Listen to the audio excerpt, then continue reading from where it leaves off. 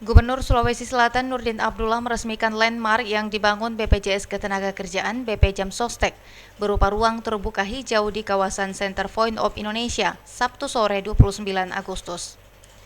Direktur Utama BP Jam Sostek Agus Susanto mengatakan pendirian landmark dengan anggaran sebesar 12,2 miliar rupiah dapat dimanfaatkan sebagai sarana olahraga, kegiatan sosial, serta untuk memperkenalkan BPJS Ketenagakerjaan kepada masyarakat secara luas.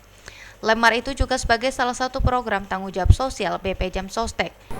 Taman ini akan dimanfaatkan sebagai sarana olahraga, sarana untuk melakukan kegiatan sosial, dan juga untuk memperkenalkan BPJS Ketenagakerjaan.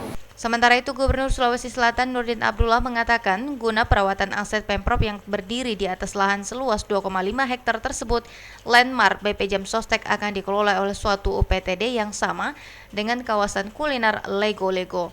Yakinlah bahwa niat baik BP Jam Sostek sudah membuatkan taman yang bagus, yang indah ini, tentu masyarakat sudah menikmati.